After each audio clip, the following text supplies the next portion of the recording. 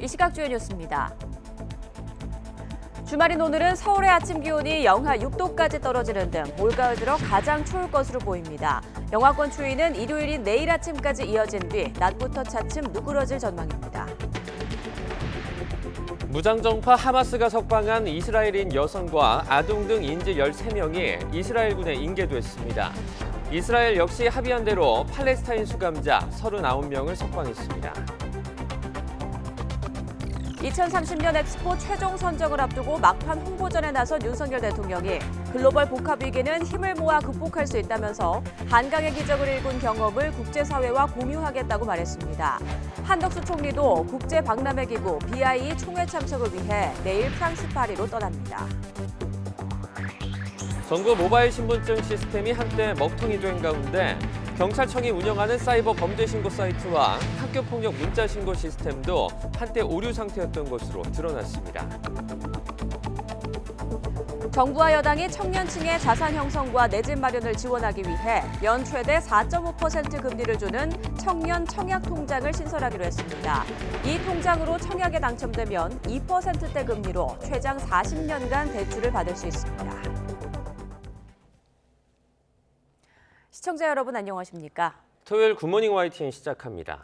네, 다시 영하권 초겨울 추위가 찾아왔습니다. 주말인 오늘 서울 아침 기온이 영하 6도까지 떨어지며 올가을 들어 가장 추울 것으로 보입니다. 김민경 기자의 보도입니다.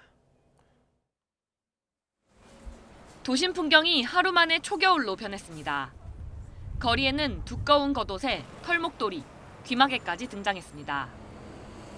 추위를 참지 못한 시민들은 따뜻한 음료로 손을 녹이고 빠르게 걸음을 옮깁니다.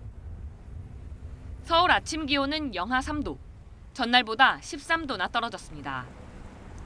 강원도 설악산은 전국에서 가장 낮은 영하 13.7도까지 내려갔고 찬바람에 체감 온도는 영하 20도를 밑돌았습니다. 이 밖에 파주 영하 4.5도, 천안 영하 0.2도 등 중부지방을 중심으로 곳곳에서 영하권 추위가 기록됐습니다.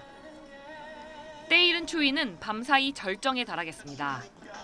북서쪽 상공에서 영하 40도에 달하는 찬 공기가 남하하면서 중부와 경북 일부 지역을 중심으로는 기온이 10도 이상 크게 떨어졌습니다. 감사의 복사능가 현상이 더해지면서 추위가 더 심해지겠습니다. 주말 아침은 서울 기온이 영하 6도로 올가을 들어 가장 춥겠습니다. 대관령 영하 12도, 철원 영하 10도, 대전도 영하 6도로 예상됩니다. 찬바람의 체감 온도는 영하 10도 이하로 떨어지는 곳이 많겠습니다. 영하권 추위는 일요일 아침까지 이어진 뒤 낮부터 기온이 오르며 점차 누그러지겠습니다. 하지만 다음 주에도 월요일 전국에 비가 내린 뒤 화요일부터 다시 영하권 추위가 찾아오는 등 기온 변화가 크겠습니다. 기상청은 겨울이 시작하는 12월 초반까지 주기적으로 한기가 내려와 기온 변화가 큰 변덕스러운 날씨가 이어지겠다며 각별한 주의를 당부했습니다. YTN 김민경입니다. 이스라엘과 하마스가 전쟁 발발 48일 만에 처음으로 4일간의 시한부 휴전에 들어갔습니다. 휴전의 최대 관건으로 꼽혔던 인질과 수감자의 단계적 맞교환이 첫날 무사히 마무리됐습니다. 김진호 기자의 보도입니다. 하마스의 인질로 잡혀있다 석방된 이스라엘 사람들이 탄 앰뷸런스가 이집트의 한 병원에 도착합니다. 이곳에서 검진을 받은 인질들은 이스라엘에 인계됩니다. 이들은 이스라엘과 하마스가 나흘간 휴전에 합의하는 조건으로 약속한 인질 50명 가운데 1차 석방자들입니다. השלמנו עכשיו את החזרת ראשוני חטופינו. ילדים, האימהות שלהם, נשים נוספות, כל אחת ואחת מהן עולם ומלואו. 이들의 석방 과정에는 국제적십자위원회가 나서 호송을 맡았습니다. 적십자는 라파 국경검문소를 통해 가자지구 남부에서 이집트로 넘어가 이스라엘 측에 인질들을 인계했습니다. 이스라엘군은 이들을 자국병원 5곳으로 분산해 이송한 뒤 정밀 건강진단과 심리검사를 할 방침입니다. 하마스 측에서 인질 석방 절차를 시작함에 따라 이스라엘 역시 지난 22일 타결된 합의대로 팔레스타인 수감자 39명을 석방했습니다. 이날 풀려난 수감자는 여성 24명, 10대 남성 15명으로 알려졌습니다. 서안지구 교도소 부근에는 팔레스타인 사람들이 몰리면서 이스라엘군이 최루탄을 쏘며 해산에 나서기도 했습니다. 양측은 휴전 합의에 따라 휴전 기간인 오늘 28일 오전 7시까지 인질 50명과 팔레스타인 수감자 150명을 단계적으로 교환합니다. 양측이 최초로 합의한 인질 50명 외에 추가로 10명씩 석방이 이루어질 때마다 휴전 기간도 하루씩 연장되지만 휴전이 연장될지는 불투명합니다. 카타르 외무부에 따르면 이스라엘 인질과 별도로 태국 국적 10명, 필리핀 국적 1명 등 인질 11명이 추가로 석방됐습니다. YTN 김진호입니다. 이번엔 정부 모바일 신분증을 안내하는 웹사이트와 애플리케이션에 장애가 발생했습니다. 정부 행정전산망 셧다운과 조폐공사 나라장터 접속 지연에 이어 일주일 사이 네 번째 전산 장애입니다. 보도에 오인석 기자입니다. 사흘간 마비됐던 정부 행정 전산망이 복구됐지만 정부 온라인 서비스 곳곳에서 장애가 연일 터지고 있습니다. 금요일 오후 1시 57분쯤 정부 모바일 신분증 웹사이트와 앱이 모두 장애를 보이며 접속이 중단됐습니다. 모바일 신분증 시스템을 운영 관리하는 한국조폐공사는 작업에 나서 오후 6시부터 기능별로 복구를 마쳤다고 밝혔습니다. 조폐공사는 장애 스토리지 환경 설정 오류로 인한 서버 다운이 원인이라고 설명했습니다. 이번 모바일 신분증 먹통 사태는 지난 17일 정부 행정 전산망이 셧다운된 뒤 일주일 사이에 발생한 네 번째 전산 장애입니다. 전문가들은 원인을 규명하는 게 중요하다고 지적합니다. 일단은 원인 규명을 해야 되고요. 지금 이런 전산센터, 전자정부 시스템을 관리 감독하고 있는 주무부처는 행정안전부입니다. 네네. 그런데 올해 같은 경우에 지금 3월, 6월에서 계속 정부 시스템에 문제가 생기고 있거든요. 하루 전 조달청 국가종합 전자조달 시스템인 나라장터에 장애가 발생해 입찰이 1시간 정도 대거 미뤄졌습니다. 행안부 산하 국가정보자원관리원은 해외 특정 IP에서 조달청 나라장터에 집중 접속을 하면서 일시적인 과부하가 발생했다고 설명했습니다. 앞서 지난 17일부터 사흘간 정부 행정 전산망이 마비되면서 민원 서류 발급 등에 큰 차질을 빚었습니다. YTN 오인석입니다. 정부의 모바일 신분증 시스템이 이처럼 한때 먹통이 됐던 가운데 경찰청이 운영하는 사이버 범죄 신고 사이트와 학교폭력 문자 신고 시스템도 오류 상태였던 것으로 드러났습니다. 경찰청은 지난 21일 사이버 범죄 신고 웹사이트에서 온라인 접수가 진행되지 않은 장애가 발생했고 현재는 정상 진행되고 있다고 밝혔습니다. 그러면서 정부의 행정 전산망 장애와는 무관하며 이용자가 사람인지 컴퓨터 프로그램인지 구별하도록 하는 프로그램 이용 기간이 만료돼 오류가 발생했다고 설명했습니다. 네, 이번엔 정치권 관련 소식 보겠습니다. 당내 핵심 인사들의 총선 불출마나 험지 출마 등 희생을 요구해온 국민의힘 혁신위원회가 다음 주까지 답을 달라고 최후 통첩한 것을 두고 여당 내 분위기가 심상치 않습니다. 공식적으로는 말을 아끼고 있지만 지도부 내부에선 강하게 반발하는 기류가 역력합니다. 강민경 기자입니다. 시한까지 못 박으며 결단을 촉구한 혁신이발 초강수에 여론의 관심은 김기현 대표의 입으로 쏠렸습니다. 호응 여부에 따라 내부 갈등 양상이 달라질 수 있기 때문입니다. 그동안 자신의 거취는 알아서 결정하겠다는 입장을 유지했던 김 대표는 예상대로 즉답을 피했습니다. 최고의 안건 올라오기까지 한 일주일 정도 남았는데 혹시 그 사이에 숙고하셔서 결단하실 가능성이 좀 있으신가요? 좋은 의견들 잘 참고하도록 하겠습니다. 당장 불출마나 험지 출마 등 혁신위의 요구를 떠밀리듯 받아들일 생각은 없다는 뜻으로 해석됐습니다. 울산에서 이야기가 나왔어요. 울산은 지역구가 내 고향인데 울산 가는 게 왜 화제가 되나요? 실제로 김기현 지도부의 불편한 속내는 곳곳에서 감지됩니다. 당 핵심 관계자는 YTN과 통화에서 혁신위의 압박은 김기현 대표를 사퇴시키고 비상대책위원회 체제로 전환하려는 의도 아니냐며 격양된 분위기를 전했습니다. TK 출신 김석기 의원을 최고위원에 임명해 지도부 내 우군을 보강하고 공천관리위 출범 시기를 앞당기려는 것도 김기현 체제 공고화를 노린 포석이란 분석이 많습니다. 이를 두고 여권 내에서는 비판의 목소리가 터져나오기 시작했습니다. 윤석열 정부 후반기 국정 운영 동력이 달린 내년 총선에서 승리하기 위해서는 변화가 필요한 만큼 지도부가 솔선수범해야 한다는 취지입니다.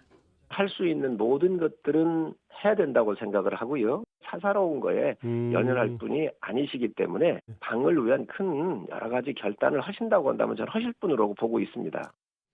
일각에선 자리를 지키면 본인도 죽고 당도 죽는다는 직설적 표현으로 김기현 대표의 이선 후퇴를 압박하기도 했습니다. 혁신위 역시 조기 해산 카드까지 염두에 두고 인적 쇄신을 둘러싼 기싸움에서 밀리지 않겠다는 의지가 엿보입니다. 공천심사 결과에 영향을 줄 다음 주 당무감사 결과 발표와 맞물리며 여당 내 파열음이 커지는 모습입니다. YTN 강민경입니다.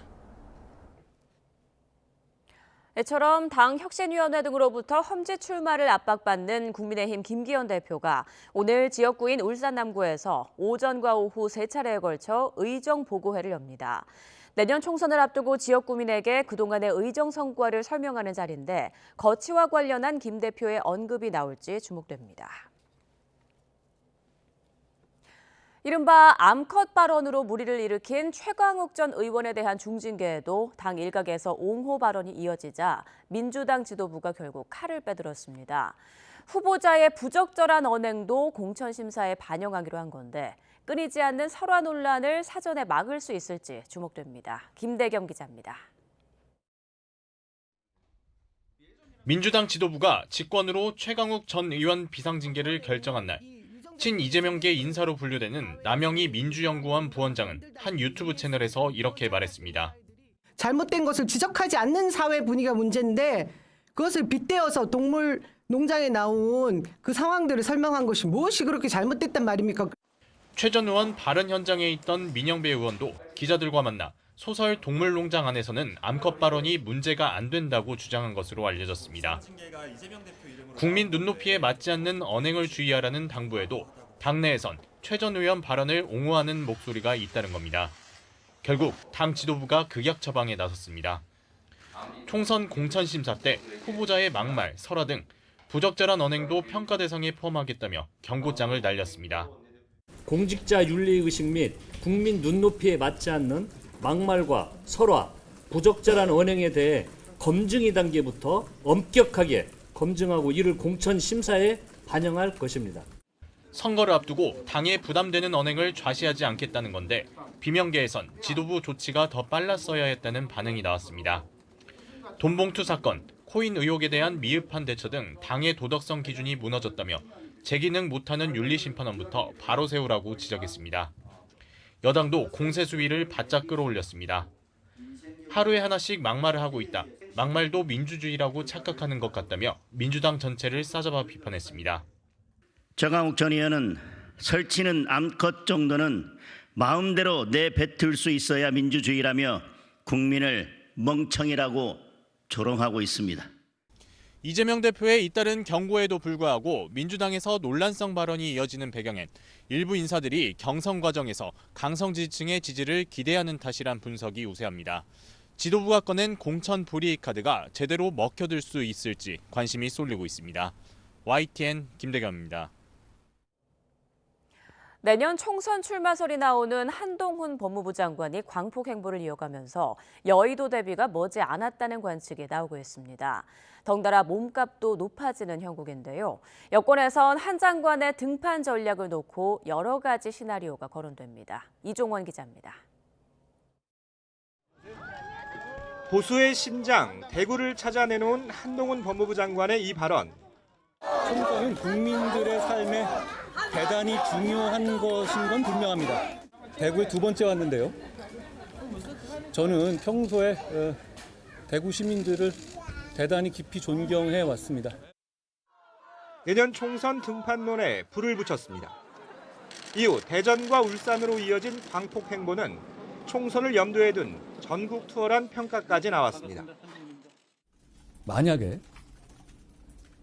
여의도에서 일하는 300명만 쓰는 고유의 어떤 화법이나 문법이 있다면 그건 여의도 문법이라기보다는 여의도 사투리 아닌가요? 저는 나머지 5천만이 쓰는 언어를 쓰겠습니다. 여권에선 현지 국무위원회 거취 문제라 아직은 조심스러운 분위기도 감지되지만 한 장관 등판 전략을 놓고는 이미 갑론을박이 시작됐습니다. 대중적 인지도를 활용해 내년 총선 최대 승부처인 수도권 선거를 이끌게 하는 방안이 우선 거론됩니다. 정치 1번지로 불리는 서울 종로 등 상징적인 지역에 출마해 서울은 물론 인접한 경기와 인천까지 바람을 일으켜줘야 한다는 겁니다. 수도권에서 총선 승리를 겨냥할 수 있는 역할, 이런 부분을 한동훈 장관에게 기대하지 않을까 생각을 합니다. 한 장관의 대야 투쟁력을 극대화하는 이른바 자객 공천도 선택지 가운데 하나로 꼽힙니다. 선명성이 강한 야당 의원 지역구에 한 장관을 공천해 전체 선거판의 분위기를 주도하는 전략입니다. 조금 어려운 지역으로 가서 모든 당의 승리를 견인할 수 있는 역할을 함께 한다면 저는 그 시너지나 파급력이 더 클 수 있지 않을까 이렇게 생각하고 있습니다. 비례대표 후보 자리를 주는 대신 선대본부장 같은 직책을 맡겨 다른 후보들을 지원하게 하는 방안도 빠지지 않는 시나리오입니다. 물론 총선에 나서지 않고 정부에 남아 장관직을 그대로 맡거나 국무총리 등을 거치며 차기 대권 준비를 할 수 있다는 전망도 아직은 유효합니다. 우리 국민들께서도 한동훈 장관의 행보에 대해서 많은 관심을 기울이고 있는 것을 잘 보고 있습니다.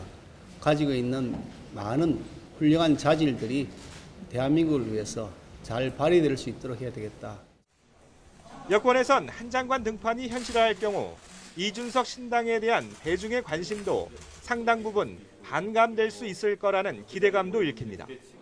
다만 한 장관이 내년 총선에 승패를 가를 중도층이나 무당층에도 확장성을 갖췄는지에 대해선 평가가 엇갈립니다.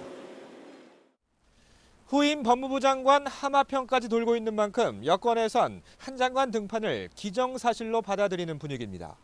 등판 시기가 가까워질수록 한 장관 역할론을 둘러싼 여권 내 논의도 한층 더 활발해질 것으로 보입니다. YTN 이종원입니다. 최근 더불어민주당 내에서는 비명계를 중심으로 이재명 대표가 강성 지지층인 개딸과 결별해야 한다는 요구가 끊이지 않고 있습니다. 비명계를 향한 거친 공격에 각종 설화의 원인으로 지목됐기 때문인데 한편으로는 당권의 확실한 지지 기반이라 이 대표에겐 양날의 칼이란 분석도 나옵니다. 안윤학 기자입니다.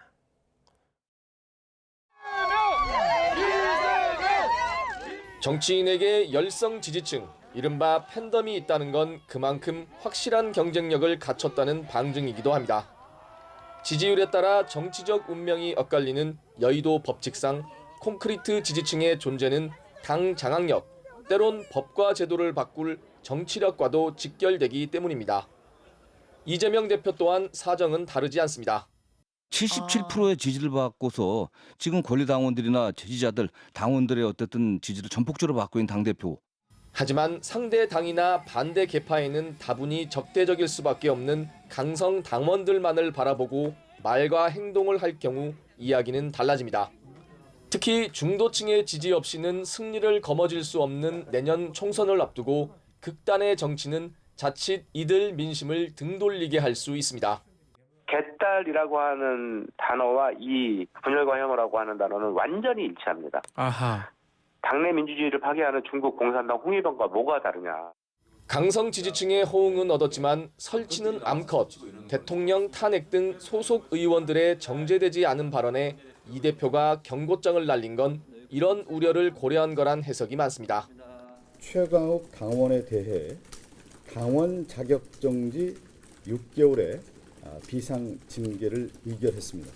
이 당내 인사들의 발언이 논란이 되고 기강의 해이함이 드러나고 있는데 정말로 마음가짐, 행동과 말 철저하게 잘 관리해야 될 것 같습니다.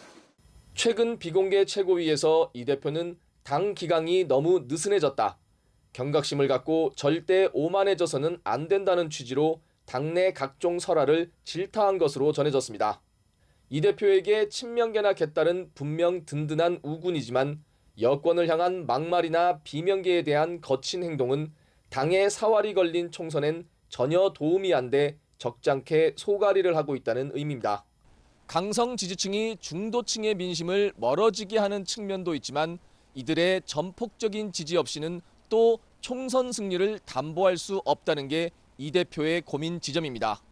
이른바 팬덤의 딜레마가 사법 리스크에 이은 또 다른 장애물로 이 대표의 리더십을 시험대에 올려놓고 있습니다.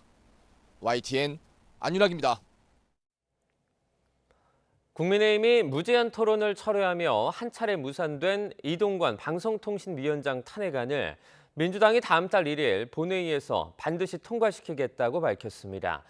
단독 처리 가능성까지 시사했는데 여당은 망국적 행태, 망나니 칼이라는 거친 표현으로 강하게 반발했습니다. 박광열 기자입니다. 이동관 탄핵 총력전에 나선 민주당이 오는 30일 본회의 보고에 이어 다음 달 1일 본회의 처리 방침을 못 박았습니다.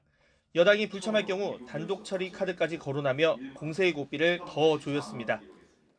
윤석열 대통령과 여당이 이동관 위원장 탄핵을 피할 수 있는 방법이 있다면 그것은 방송 장악 시도를 포기하고 이에 대한 사과와 함께 이동관 위원장을 파면하는 것입니다. 본회의를 늦추기 위한 여당의 법사위 지연 전략도 문제 삼았습니다. 본회의 의결을 거치면 탄핵안의 법사위 회부를 생략할 수 있는데도 국민의힘은 법사위 파행으로 민생법안 처리만 늦췄다고 지적했습니다. 이동관을 구하기 위해 민생법안 134개를 볼모로 샀고 여당은 취임한 지 얼마 되지도 않은 이 방송정책의 책임자를 민주당이 정쟁의 대상으로 삼으려 한다며 날을 세웠습니다. 탄핵안이 통과되면 헌법재판소 판단이 나올 때까지 이 방통위 업무는 사실상 정지된다며 탄핵 부당성을 강조하는 데 주력했습니다. 함께 추진되는 검사 탄핵 역시 부패 혐의에 대한 정상적 수사를 탄핵으로 막으려는 명백한 사법 방해라고 지적했습니다. 탄핵이란 제도는 국민을 지키기 위한 호신용 무기가 될 수도 있고 국민을 상처 입히는 망나니 칼이 될 수도 있습니다. 민주당이 처리 시점으로 꼽은 본회의는 법정 시한 내 예산안 처리를 전제로 한다며 내년도 예산안 합의가 먼저라고 강조했습니다. 11월 30일과 12월 1일 본회의의 합의 정신은 예산안 처리입니다. 따라서 그때까지 예산안이 되지 않는다면 여야가 의사 일정에 대한 합의를 해야 하고 민주당은 대장동 50억 클럽과 김건희 여사를 겨냥한 이른바 쌍특검법의 연내 처리도 강행한다는 방침이어서 여야 공방은 앞으로 더 격화할 것으로 보입니다. YTN 박광열입니다. KBS가 보도국장을 비롯한 5대 주요 보직자를 임명하려면 노동조합의 동의를 받아야만 하는 현행 단체 협약을 인정할 수 없다며 보충 협약 체결을 위한 교섭을 요청했습니다. 그러면서 임명 동의제에 따라 5대 국장을 임명하는 것은 인사규정과 정관, 방송법을 위반하는 것이라며 이사회에 보고심의 의결을 거치지 않아 효력이 없다고 덧붙였습니다. 이에 대해서 언론노조 KBS 본부는 임명 동의제는 공정방송을 위한 최소한의 안전장치라면서 임명 동의 없이 국장을 임명하면 이에 대한 가처분은 물론 부당 노동행위 혐의로 박민 사장 등에 대한 추가 고발에 나서겠다고 반발했습니다. 한덕수 총리가 내일부터 3박 5일의 일정으로 프랑스 파리를 방문해 2030년 엑스포 개최지가 결정이 되는 국제박람회기구 BI 총회에 참석합니다. 한 총리는 28일 밤 진행이 되는 투표 마지막 순간까지 이 BI 회원국 대표들과 만나 국가적 역량과 국민적인 열망을 강조하며 부산 지지를 호소할 계획입니다.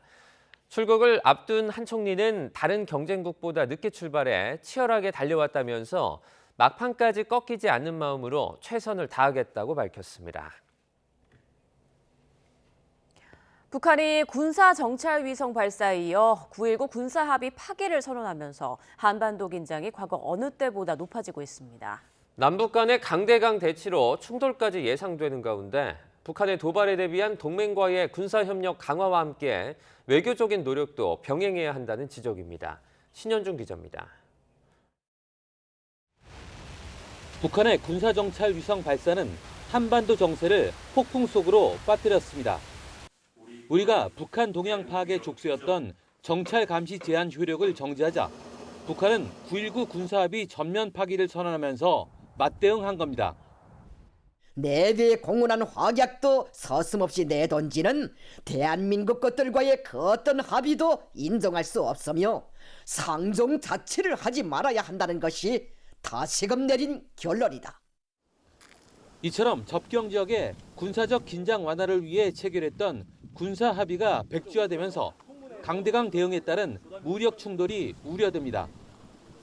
해상에서는 NLL을 무력화하고 육상에서는 신형 무기로 중무장하면서 공중에서는 무인기나 드론의 침투를 통해 접경 지역에서의 군사적 긴장을 더 고조시킬 것으로 전망합니다.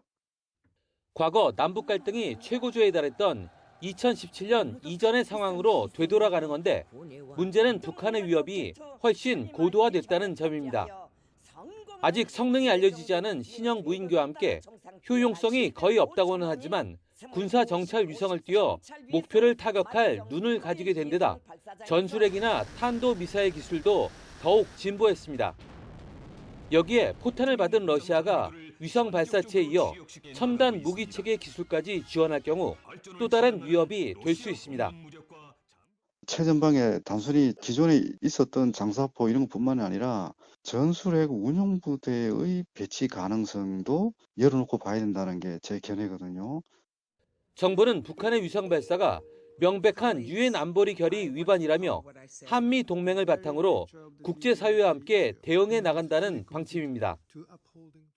우리 정부는 도발에는 분명한 대가가 따른다는 것을 보여주기 위해 우방국들과 함께 독자 제재를 계속 검토하고 있습니다.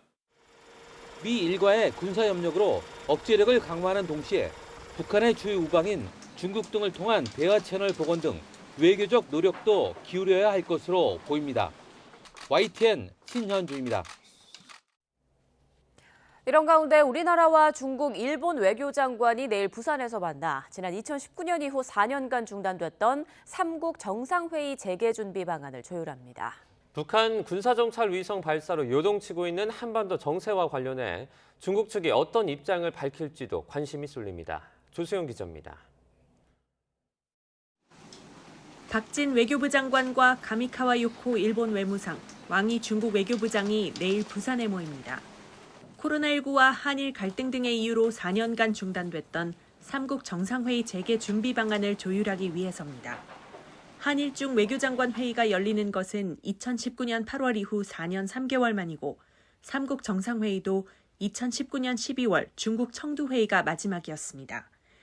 앞서 3국은 지난 9월 고위급 회의에서 상호 편리한 가장 빠른 시기에 정상회의를 개최하자고 뜻을 모았는데 현 의장국인 우리 정부는 연내 개최를 희망하고 있습니다. 정상회의 개최에 대한 공감대를 바탕으로 3국 정부 간 협력을 조속히 복원하고 정상화해야 한다는 데 의견을 같이 했습니다. 이번 외교장관 회의에서는 인적 교류, 과학기술, 경제통상 등 3국이 정한 6개 협력 분야를 중심으로 정상회의가 개최되면 도출할 성과에 대한 구체적인 논의가 이루어질 것으로 보입니다. 특히 북한의 군사정찰 위성 발사와 북러 군사협력 진전 상황에 대해 중국이 어떤 입장을 밝힐지도 관심입니다. 북한을 좀 자제시키려는 노력을 할 수는 있지만 북한의 전략적인 가치를 또 고려한다면 북한은 너무 강하게 나무란다거나 비난하지도 않을 것 같습니다. 3국 외교장관 회의에 앞서 한일, 한중 양자회담도 개최됩니다. 최근 에이펙 정상회의를 계기로 추진됐던 한중 정상회담이 불발된 상황에서 한중 외교장관 회담을 통해 양국 관계 발전을 위한 논의를 진전시킬 수 있을지 주목됩니다. 한일 외교장관 회담에서는 최근 한일 관계가 강화하고 있지만 위안부 피해자들이 일본 정부를 상대로 한국 법원에 낸 손해배상 청구 항소심 소송에서 승소한 것에 일본 측이 강하게 반발하고 있어 이 문제가 거론될 가능성도 있습니다. YTN 조수연입니다. 일본 정부의 배상 책임을 인정한 우리 법원의 2심 판결에도 위안부 피해자들에 대한 실제 배상은 쉽지 않을 것으로 보입니다. 일본 정부가 지금까지 위안부 소송에는 무대응으로 일관해왔고 국내에 있는 일본 측 자산을 강제 집행하기도 어렵기 때문입니다. 홍민기 기자입니다. 위안부 피해자가 우리나라 2심 법원에서 일본 정부에 이긴 건 이번이 처음입니다. 민사소송은 판결문을 송달받은 뒤 2주 안에 불복하지 않으면 확정되는데 이번 판결의 경우 일본은 다음 달 9일까지 대법원 상고 여부를 결정해야 합니다. 하지만 승소가 확정되더라도 우리 피해자들이 일본 정부로부터 실제 배상을 받아내긴 쉽지 않다는 게 법조계 해석입니다. 앞서 고 배춘희 할머니 등 위안부 피해자 12명이 일본을 상대로 낸 다른 소송에서도 승소가 확정됐지만 일본 정부는 여전히 무대응으로 일관하며 피해자들의 배상금 1억 원을 지급하지 않고 있습니다. 우리나라에 있는 일본 정부 재산을 강제로 받아내 피해자들에게 지급하는 방법도 있지만 우리 법원조차도 이를 실제 이행하긴 어렵다고 판단했습니다. 다른 나라 재산을 강제 집행하는 건 해당 국가의 주권과 권위에 손상을 줄 우려가 있어 신중해야 한다는 겁니다. 일본 정부 역시 국내의 일본 재산 목록을 확정해달라는 우리 피해자들 요구를 계속 외면하고 있습니다. 위안부 피해자들로서는 다른 나라 주권과 재산에 우리 사법잣대를 들이댈 수 없다는 주권 면제론이란 산을 또 한 번 넘어야 하는 셈입니다. 피고가 국가이다 보니까 우선 법리적으로 이 강제집행 절차에서 국가면제 법리가 또 하나 있습니다.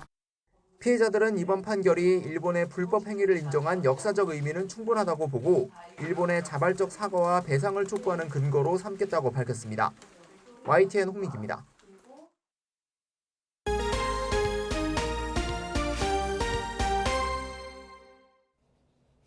의대 정원 확대 문제를 논의하는 정부와 의사협회의 대립이 갈수록 격해지고 있습니다. 정부는 의사들에게 끌려다닌다는 비판 여론을 의식해 강경 모드로 전환한 모습이고 또 의사협회 또한 내일 전국 의사 대표자 회의까지 소집하며 맞대응에 나섭니다. 조용성 기자가 보도합니다. 의대 증원 수요 조사 결과 발표 후 의사협회와 정부의 갈등은 더욱 깊어졌습니다. 이번 주 열린 의료현안 협의체 회의에서는 의사협회가 10분 만에 회의장을 박차고 나가면서 다음 회의 개최 여부마저 불투명한 상황입니다. 정부가 계속 이렇게 일방적으로 간다면 아마 저희들도 어떻게 대응해야 되는 강경 파업까지도 불사한 아마 그런 내용이 나오지 않을까 생각을 하고 있습니다. 이번에는 정부도 물러서지 않으면서 의대 정원 확대 문제를 논의할 양측의 협상은 벽에 부닥친 모습입니다. 18차 회의가 충분한 논의 없이 종료된 것에 대해서 매우 유감스럽게 생각합니다. 정부는 앞으로도 의료현안 협의체와 또 여러 회의체들을 통해서 정부의 이 같은 태도 변화에는 의사협회에 지나치게 끌려다닌다는 지적이 작용한 것으로 보입니다. 그냥 의료의 공급자의 그 입장과 역할, 그다음에 목소리도 굉장히 중요하지만 지나치게 너무 끌려가는 게 아닌가라는 조금 생각이 들어서. 그러나 양측의 대립각이 커지면서 이르면 연내 의대 정원 확대 문제를 매듭 짓겠다는 정부 계획에도 차질이 우려되는 상황. 정부는 의대 정원 추진과 동시에 의료사고 부담 완화와 필수 의료를 중심으로 수가 인상을 검토하고 있습니다. 의료계를 달래기 위한 처우 개선안도 함께 제시하겠다는 겁니다. 첫 번째는 필수 의료 분야의 이제 건강보험 수가, 진료비의 가격을 올려주는 일이 필요할 거고요. 의사협회는 내일 전국 의사 대표자 연석회의를 열고 향후 대응 방안을 논의한다는 입장이어서 의대 정원 확대를 위한 의정 협의의 중요한 분수령이 될 전망입니다. YTN 조용성입니다. 더불어민주당 이재명 대표가 성남시장 시절 백현동 사업부지 용도를 변경해 줄 것을 국토교통부로부터 협박받았다는 자신의 주장과 관련해 당시 부하 직원을 직접 신문했습니다. 전 씨는 법이 허용하는 사항인데도 지방공무원이 중앙정부의 국책사업에 협조하지 않는다면 문책을 당할 수 있을 거라면서도 그럼 당시 대통령 지시에 따라 한국식품연구원이 용지를 빨리 팔고 지방으로 옮겨야 한다는 국토부의 입장이 부담되지 않았느냐는 이 대표 질문에는 네라고만 답했습니다. 또 이 대표가 국토부가 3번이나 공문을 보냈는데 부담을 느끼지 못했느냐고 거듭 물었지만 전 씨는 부담을 느끼지 못했다고 밝혔습니다. 검찰이 펀드 비리 혐의를 받는 장하원 디스커버리 자산운용 대표에 대해 지난 9월 한 차례 기각된 지 2달 만에 다시 구속영장을 청구했지만 법원이 기각했습니다. 서울 남부지방법원은 어제 자본시장법 위반 혐의 등을 받는 장 대표와 투자본부장 김모 씨 등 2명의 영장실질심사를 진행한 뒤 구속영장을 기각했습니다. 법원은 범죄 관련 사실이나 법적 평가에 다툼이 있는 등 방어권을 충분히 행사할 필요가 있고 압수수색으로 상당한 객관적 증거가 이미 수집됐다고 장 대표 영장 기각 이유를 밝혔습니다. 과외 앱으로 만난 20대 또래 여성을 살해하고 시신을 훼손한 혐의로 기소된 정유정에게 1심 법원이 무기징역형을 선고했습니다. 잔인한 범행을 계획적으로 저질렀고 또 아무런 관계가 없는 사람이 대상이 됐다는 점에서 엄벌이 필요하다는 게 재판부의 판단인데 심신미약 상태였다는 정유정의 주장은 인정하지 않았습니다. 차상은 기자입니다. 재판 내내 정유정은 고개를 들지 않았습니다. 판사와 검사를 쳐다보며 재판에 집중한 그동안의 모습과는 크게 달랐습니다. 과외 앱으로 접촉한 피해자를 살해하고 시신을 훼손해 유기한 혐의에 대해 1심 재판부는 무기징역을 선고했습니다. 사형을 선고해달라는 검찰 구형에는 미치지 못했습니다. 재판부는 자신과 아무 관계도 없는 사람을 치밀한 준비 끝에 살해한 잔혹한 범행이라며 엄중하게 처벌할 사정은 충분하다고 봤습니다. 하지만 성장 환경이 범행에 영향을 미친 것으로 보인다며 교화 가능성이 전혀 없다고는 단정할 수 없다고 사형을 선고하지 않은 이유를 설명했습니다. 범행 동기에 대해서는 부모 대신 할아버지와 살았고 대학 입시와 취업에 실패하면서 생긴 불만이 범행 실현 욕구로 이어진 것이라고 결론 내렸습니다. 정유정은 앞선 재판에서 심신미약 상태에서 범행했다며 정상을 참작해달라고 했지만 재판부는 받아들이지 않았습니다.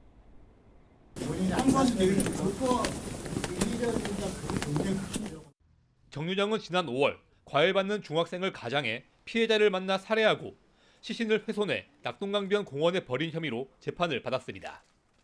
범행 책임을 피해자에게 돌리거나 진술을 여러 차례 바꿔 진심으로 반성하는 모습이 보이지 않는다는 재판부 지적이 나오기도 했습니다. 검찰은 판결문을 검토한 뒤 항소 여부를 결정할 계획입니다. YTN 차상훈입니다. 정부가 연 2%대의 파격적인 저금리로 40년간 주택담보대출을 제공하는 청년주택드림 통장을 신설하기로 했습니다. 결혼과 첫 출산, 다자녀 출산 등 생애주기 3단계에 걸쳐 금리를 1.5%까지 낮춰줘 저출산 위기를 극복하겠다는 보관인데 재원 마련이 과제입니다. 이승윤 기자입니다. 정부는 청년 주거 불안이 자산 격차와 출산 결혼 기피로 이어져 국가적 명운이 달린 문제로 보고 있습니다. 안정적인 내 집 마련이 문제 해결의 첫 단추가 될 것이라는 계산입니다. 이를 위해 내년 2월부터 시중금리의 절반 이하의 대출을 지원하는 청년 주택드림 청약 통장을 신설하기로 한 겁니다. 1년 가입할 경우 최저 연 2.2%로 최장 40년간 분양가 6억 원, 85제곱미터 이하 주택 분양가의 80%까지 대출해 줍니다. 시중은행 주택담보대출 금리가 연 5에서 6%대인 만큼 절반 수준입니다. 보다 넓어진 청약 기회를 통해서 당첨이 되게 되면 이에 대해 초장기, 초저금리의 금융 기회를 제공받음으로써 여기서 생애주기 3단계에 걸쳐 금리를 추가로 낮춰주는 혜택도 제공합니다.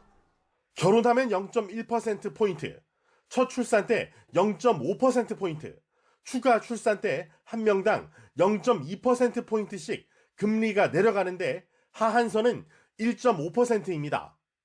청년들이 내 집 마련 자산을 형성할 수 있게 4.5%의 이자율도 제공합니다. 소득 3,600만 원 이하의 무주택 세대주만 가능했던 현행 청년 우대형 청약 통장보다 요건도 완화됐습니다. 소득 5천만 원 이하의 무주택자면 가입할 수 있습니다. 전문가들은 이번 대책을 긍정적으로 평가하면서도 워낙 집값이 높은 서울의 경우는 그림의 떡이라고 지적합니다. 6억 원 이하 주택으로 대출을 제한해서 평균 아파트 분양가가 10억 원이 넘는 서울 지역 거주를 원하는 청년들의 경우 실질적 혜택을 받기는 어려울 것으로 보입니다. 또 재원 마련과 국회 논의도 쉽지 않은 과제가 될 전망입니다. YTN 이승윤입니다. 지하주차장 붕괴 사고가 발생한 인천 검단 아파트 입주 예정자들이 한국토지주택공사와 GS건설이 제시한 보상안을 수용하기로 했습니다. LH와 GS건설은 입주 예정자들이 투표를 통해 보상안을 수용하기로 함에 따라 올해 안에 보상금이 지급될 예정이라고 밝혔습니다. 보상안에는 입주 예정자들이 주거 지원비로 1억 4천만 원을 무이자로 지원받고 중도금 대위 변제를 통해 대출 이자 부담을 줄이는 내용이 담겼습니다. 지난 9월 말 기준 1,875조 원에 이른 가계부채, 가장 미래가 희망적이어야 할 청년층에 쌓이고 있다는 분석 결과가 나왔습니다. 상생금융이 언급되는 요즘 청년층에 특화된 대책이 강화돼야 한다는 지적이 나오고 있습니다. 이승은 기자입니다. 가계부채가 급증하고 있지만 전체 가구 중 금융부채를 안고 있는 가구 비율은 57% 정도로 2015년 이후 큰 변화가 없습니다. 자본시장연구원이 나이별 소득 대비 금융부채가 몇 배인지를 분석한 결과 지난해 44살 이하, 특히 34살 이하 그룹이 1.49로 가장 높았습니다. 청년층 가구에 빚이 집중되고 있는 겁니다. 이에 따라 지난해 29살 이하 가구의 평균 가계부채는 5,014만 원으로 41.2%나 뛰었습니다. 또 30대 가구의 빚은 평균 1억 1,300만 원으로 액수가 50대보다 많았습니다. 올해도 이런 현상은 가속화됐을 것으로 보입니다.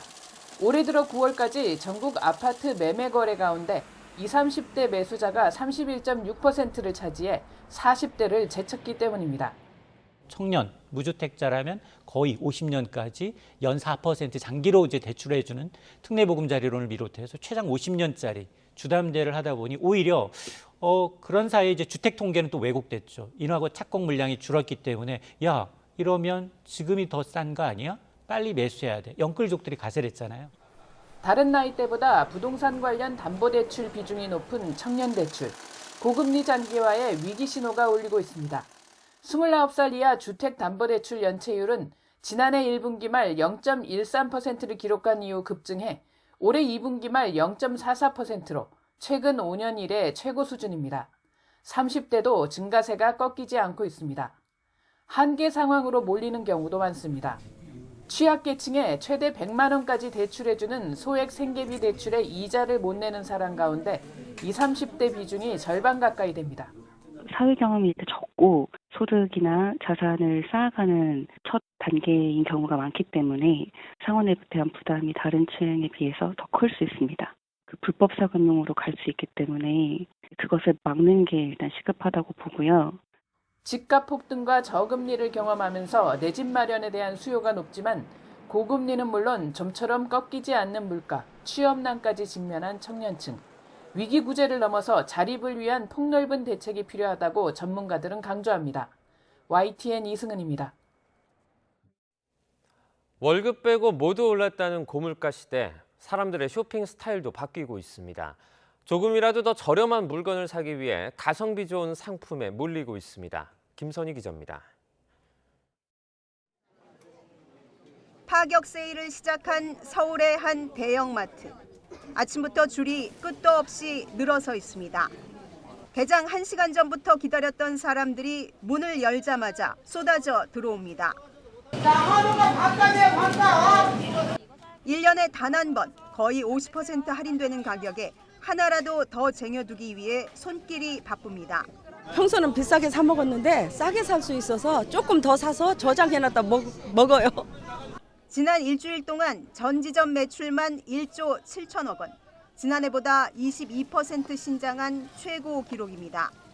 고물가와 고금리에 시달리는 사람들이 파격 할인 행사에 몰리며 롯데마트도 같은 기간 20에서 30%의 신장률을 보였습니다. 반값 세일이 가장 효과가 컸지만 가성비 높은 상품들도 한몫했습니다. 약간 흠이 있는 과일과 농산물을 40%가량 싸게 판 못난이 시리즈는 3일 동안 9억 원의 매출을 올렸습니다. 편의점도 달걀과 닭가슴살, 우유 등 가격을 많이 낮춘 자체 브랜드 상품들이 지난해보다 2배 이상 많이 팔렸습니다. 기존에는 그냥 우리가 알고 있는 메인 브랜드 우유들을 많이 선택을 했다면 고물가 시대에 맞춰서 소비자들이 이제 브랜드보다는 가격에 조금 더 초점을 맞추는 현상들이 보여지고 있습니다. 외식 시장도 마찬가지입니다. 가격은 내리고 아이디어를 접목한 짜장맛 버거는 출시 일주일 만에 전국의 매장에서 하루 10,000개씩 팔리고 있습니다. 2,900원이라는 가격대에 비해서는 생각보다 푸짐하고 소스도 많이 나오고 괜찮은 것 같습니다. 하루가 다르게 오르는 물가에 치솟는 외식비까지 조금이라도 싼 물건을 사려는 소비자들이 거품을 확 뺀 가성비 높은 상품에 몰리고 있습니다. YTN 김선입니다. 유전자 치료는 유전자를 편집해 병의 근본적인 원인을 없앨 수 있어 차세대 의약품으로 주목받는데요. 미국에서 유전자 치료제로 사람의 유전자를 단 한 개만 받고 고지혈증을 치료하는 데 성공했다는 임상시험 결과가 보고됐습니다. 최소라 기자입니다. 이른바 나쁜 콜레스테롤로 불리는 저밀도 콜레스테롤이 혈액에 많아지는 고지혈증. 심장마비와 뇌졸중 등 각종 질환의 주요 원인으로 콜레스테롤 수치가 일정 수준을 넘으면 매일 약을 먹어 조절해야 합니다. 미국 연구진이 한 번의 수액 주사로 고지혈증을 치료하는 기술을 개발했습니다. 주사를 맞으면 mRNA 등으로 구성된 유전자 가위가 간으로 이동해 간세포 속으로 들어갑니다. 간세포의 유전자 가운데 혈중 콜레스테롤의 제거를 막는 유전자 PCSK에 정확히 찾아가 염기 하나를 A에서 G로 바꾸는 겁니다. 그러면 PCSK9 유전자는 무력화돼 기능을 상실합니다. PCSK9이 사라지면 혈중 콜레스테롤을 제거하는 수용체가 많이 나오게 돼 혈액 속 콜레스테롤 농도가 낮아집니다. 만성 고지혈증 환자 10명에 투여한 결과 혈중 저밀도 콜레스테롤 농도가 55%까지 줄었는데 시판 고지혈증 치료제보다도 우수한 효과입니다. We were encouraged that in the higher dose cohorts, the LDL-C reductions were clinically meaningful and durable.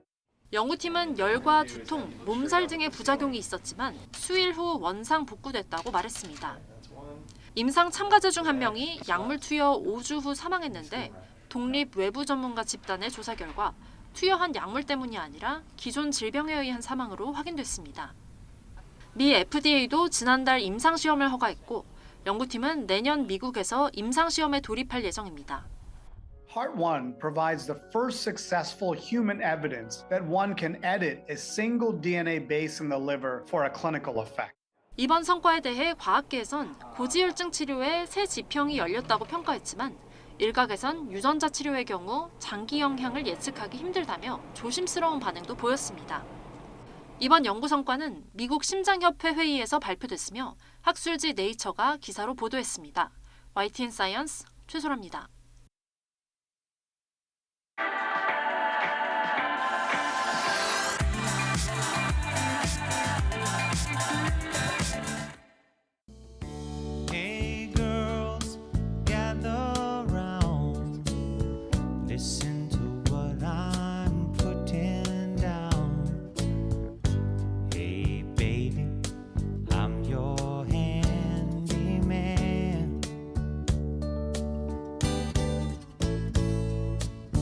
I'm not the kind who use a pencil or rule. I'm handy with love and I'm no fool. I fix broken hearts, I know, but I truly can.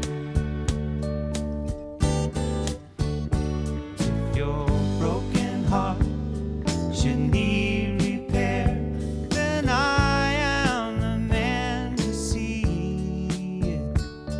I whisper sweet things